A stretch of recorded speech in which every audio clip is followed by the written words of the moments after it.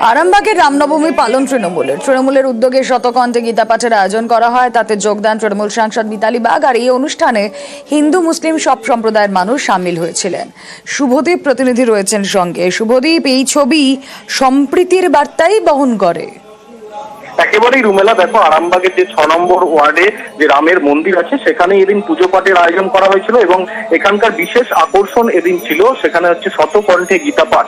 বঙ্গীয় সনাতন ব্রাহ্মণ ট্রাস্টের বিভিন্ন সদস্যরা এদিন গীতা পাঠ করেন এবং গীতা পাঠের সময় সম্প্রীতির ছবি দেখা যায়। সেখানে মুসলিম ধর্মাবলম্বী যেসব মানুষ আছেন তারা গীতার যে শ্লোক উচ্চারণ হচ্ছিল তারা কিন্তু মন দিয়ে সেটা শোনেন এবং পুজোর বিভিন্ন কাজেও কিন্তু তারা অংশগ্রহণ করেন এবং তাদের সকলের একটাই বার্তা, যেমনটা রাজ্যের মুখ্যমন্ত্রী তিনি বলেন যে ধর্ম যার যার উৎসব সবার, এদিনও তারাই সেই বার্তাই দেন যে ধর্ম যার যার উৎসব কিন্তু সবার, তাই সকলে মিলে এই রামনবমী উৎসবে তারা এদিন সামিল হন। রুমেলা, বেশ।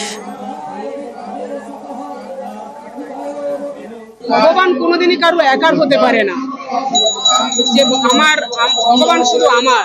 তেমনি রাম যে কারো ব্যক্তিগত প্রপার্টি, রাম যে কারো একার আরাধ্য দেবতা, কোনো একটা দলের আরাধ্য দেবতা, এটা কিন্তু নাই। রাম হচ্ছে সর্বসাধারণের দেবতা। তাই আজকে আমরা জাতি ধর্ম বর্ণ নির্বিশেষে সকল সম্প্রদায়ের মানুষ এই 6 নম্বরের আরামবাগ 6 নম্বরে উপস্থিত হয়েছি। প্রতি বছরের ন্যায় এবছরও শতকণ্ঠে গীতা পাঠ চলছে। পুজোর মতো হবে, ধর্মের মতো।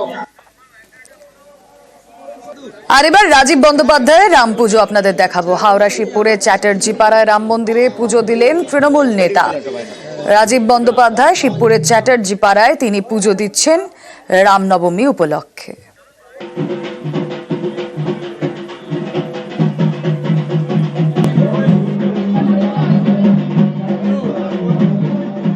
একদিকে রামনবমীর পুজো হচ্ছে, একদিকে বাসন্তী পুজো এবং কুমারী পুজো আজকে হবে।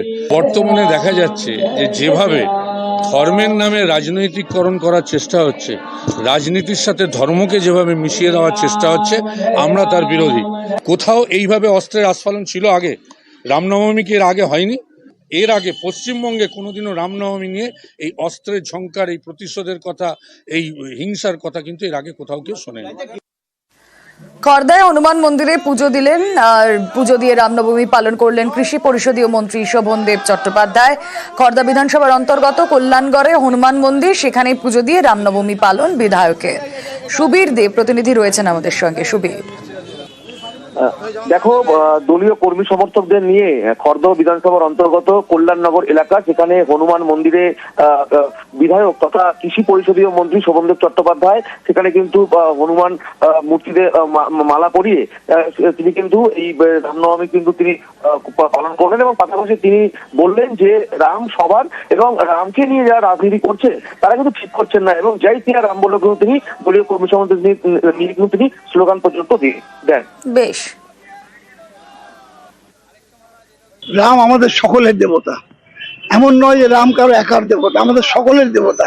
অবশ্যই রাজনীতি করা হচ্ছে, দেবতাকে মন্দিরে রাখতে হয় আর হৃদয়ে থাকেন। এদের কিন্তু কোনো মতেই আমরা রাজনীতির অঙ্গনে টেনে আনতে পারি না।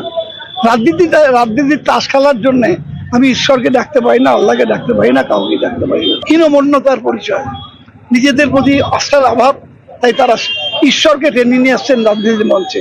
এটা ঠিক।